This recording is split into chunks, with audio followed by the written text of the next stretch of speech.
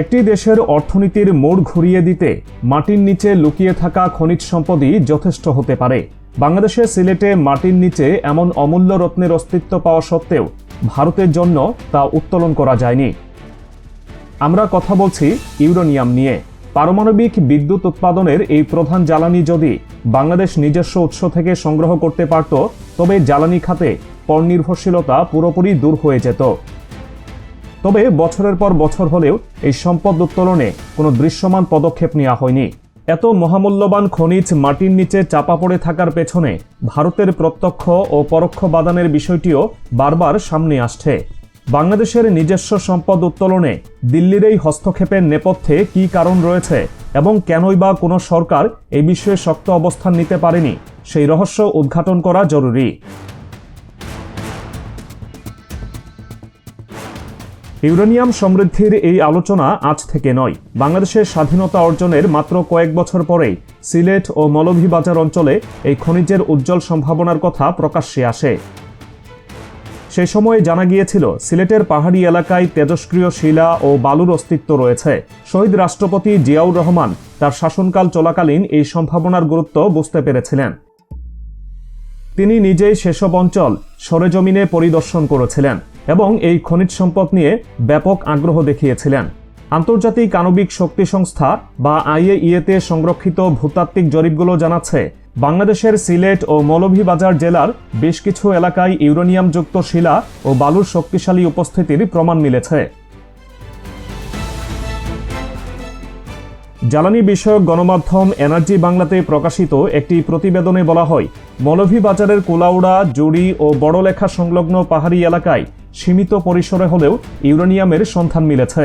বিশেষ করে ভারতের মেঘালয় রাজ্যের যে বেল্টে বিপুল পরিমাণ ইউরেনিয়াম মজুত রয়েছে, সেই একই ভৌগোলিক কাঠামো বাংলাদেশের সিলেট অঞ্চলেও বিদ্যমান। মেঘালয়ের খাসিয়া পাহাড়ে ভারত সরকার দীর্ঘদিন ধরে ইউরেনিয়াম উত্তোলন করে আসছে। যেহেতু এই পাহাড়ের একটি বড় অংশ বাংলাদেশের সীমান্তের সাথে মিশেছে, সেহেতু মাটির নিচের এই খনিজ বলয়টি বাংলাদেশের অভ্যন্তরেও বিস্তৃত থাকাটাই স্বাভাবিক। ভূতাত্ত্বিক গঠন অনুযায়ী মেঘালয়ে সেই ইউরেনিয়াম বেল্টের সরাসরি সম্প্রসারণ ঘটেছে বাংলাদেশের সিলেটে। এই বৈজ্ঞানিক সত্যটি জানার পরেও বাংলাদেশ কেন আজ পর্যন্ত বড় কোনো খনন প্রকল্প হাতে নেয়নি, তা নিয়ে জনমনে তীব্র অসন্তোষ রয়েছে। পারমাণবিক বিদ্যুৎ কেন্দ্র পরিচালনার জন্য ইউরেনিয়াম কতটা গুরুত্বপূর্ণ তা আমরা রূপপুর প্রকল্প থেকেই বুঝতে পারছি। বর্তমানে রূপপুর পারমাণবিক বিদ্যুৎ কেন্দ্রের জন্য চড়া মূল্যে রাশিয়া থেকে ইউরেনিয়াম আমদানি করতে হয়। এই খনিজটি উত্তোলনে বাংলাদেশ যদি স্বনির্ভর হতে পারত, তবে প্রতি বছর হাজার হাজার কোটি টাকা সাশ্রয় হতো। 1 কেজি ইউরেনিয়াম থেকে যে পরিমাণ বিদ্যুৎ উৎপন্ন হয় তা কয়েক হাজার টন কয়লা বা তেলের সমান। তাই এটা শুধুই খনিজ নয়, এটা একটি রাষ্ট্রের জ্বালানি নিরাপত্তার মেরুদণ্ড। কিন্তু বাংলাদেশের এই স্বনির্ভর হওয়ার স্বপ্নে বাগড়া দিচ্ছে ভারত। দিল্লির পক্ষ থেকে বিভিন্ন সময় দাবি করা হয়েছে, সীমান্ত সংলগ্ন এলাকায় ইউরেনিয়াম উত্তোলন করা হলে ভারতের পরিবেশ ও জনস্বাস্থ্যের ক্ষতি হবে। ভারতের পক্ষ থেকে এমন অজুহাত দেয়া হলেও পর্দার আড়ালের সত্য ভিন্ন। ভারত মূলত নিরাপত্তা দোহাই দিয়ে বাংলাদেশের এই উন্নয়নকে বাধাগ্রস্ত করতে চায়। তাদের প্রধান অজুহাত হল ভূগর্ভস্থ পানি দূষণ এবং সীমান্ত নিরাপত্তা। মজার বিষয় হল, ভারত নিজেই তার মেঘালয় সীমান্তে ইউরেনিয়াম উত্তোলন করছে, যা বাংলাদেশের খুব কাছে। ভারত যখন নিজে উত্তোলন করে তখন পরিবেশের কোনো ক্ষতি হয় না, কিন্তু বাংলাদেশ যখন উদ্যোগ নেওয়ার কথা ভাবে তখনই তাদের উদ্বেগের সীমা থাকে না। এই দ্বিমুখী নীতি বলে ভারত চায় না বাংলাদেশ তার জ্বালানি খাতে স্বাবলম্বী হোক, কারণ বাংলাদেশ যদি নিজস্ব ইউরেনিয়াম দিয়ে বিদ্যুৎ উৎপাদন করতে পারে, তবে ভারতের উপর জ্বালানি ও বিদ্যুতের জন্য নির্ভরতা কমে যাবে। এটি দিল্লির জন্য একটি বড় উদ্বেগের কারণ। তারা সবসময় প্রতিবেশী দেশগুলোকে নিজেদের কবজায় রাখতে পছন্দ করে। পারমাণবিক খনিজ উত্তোলনের বিষয়টি দক্ষিণ এশিয়ায় অত্যন্ত সংবেদনশীল।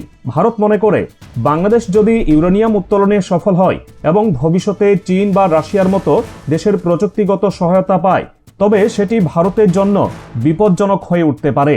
যদিও আন্তর্জাতিক চুক্তি এবং IAEA এর কড়া নিয়ম অনুযায়ী ইউরেনিয়াম দিয়ে সরাসরি পারমাণবিক অস্ত্র তৈরি করা অত্যন্ত জটিল ও সময় সাপেক্ষ কাজ, তবুও ভারতের মধ্যে এক ধরনের ভীতি কাজ করে।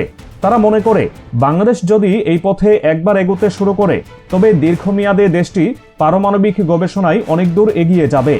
বাংলাদেশের এই সক্ষমতা অর্জনকে ভারত তার নিজস্ব আধিপত্যের জন্য হুমকি হিসেবে দেখে, আর এই কারণেই সীমান্ত নিরাপত্তা দোহাই দিয়ে তারা বছরের পর বছর ধরে এই খনিজ উত্তোলন প্রক্রিয়াকে ঝুলিয়ে রেখেছে। বাংলাদেশের বিগত সরকারগুলোর ভারতের এই চাপের কাছে তারা নতি স্বীকার করেছিল। দুর্নীতিগ্রস্ত রাজনৈতিক নেতৃত্ব নিজেদের ক্ষমতা টিকিয়ে রাখার স্বার্থে ভারতের বিরুদ্ধাচরণ করার সাহস পায়নি।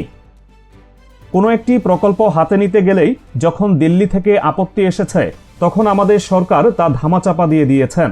এমনকি আধুনিক ভূতাত্ত্বিক জরিপ চালানোর জন্য যে পরিমাণ বাজেট ও প্রযুক্তি প্রয়োজন তারও সংস্থান করা হয়নি। ভারতের গোয়েন্দা সংস্থাগুলোর প্রভাব এবং অভ্যন্তরীণ রাজনীতির মেরুদণ্ডহীনতার কারণে বাংলাদেশের এই মহামূল্যবান সম্পদ মাটির নিচে পড়ে থেকেছে।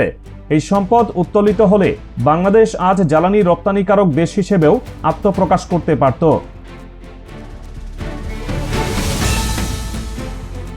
ইউরেনিয়াম উত্তোলনের জন্য অত্যাধুনিক প্রযুক্তি এবং বিপুল পরিমাণ বিনিয়োগের প্রয়োজন হয়। এটি অত্যন্ত ঝুঁকিপূর্ণ কাজ এবং সঠিকভাবে করতে না পারলে তেজস্ক্রিয়তা ছড়ানোর ভয় থাকে। কিন্তু রাশিয়ার মতো দেশের সাথে বাংলাদেশের বর্তমানে যে চমৎকার সম্পর্ক রয়েছে তাদের কারিগরি সহায়তা নিয়ে এই ঝুঁকি কাটিয়ে ওঠা সম্ভব ছিল। রূপপুর পারমাণবিক বিদ্যুৎ কেন্দ্রে জ্বালানি হিসেবে বাংলাদেশের নিজস্ব ইউরেনিয়াম ব্যবহার করা হলে বিদ্যুতের দাম সাধারণ মানুষের হাতের নাগালে চলে আসত। কয়লা বা গ্যাস নির্ভরতা কমিয়ে দীর্ঘমেয়াদে অর্থনীতিকে শক্তিশালী করার এটি ছিল শ্রেষ্ঠ পথ। ভারত তার প্রতিবেশীকে কখনোই শক্তিশালী স্বনির্ভর দেখতে চায় না। তারা চায় বাংলাদেশ সবসময় ভারতের আমদানি করা বিদ্যুৎ ও কাঁচামালের উপর নির্ভর থাকুক।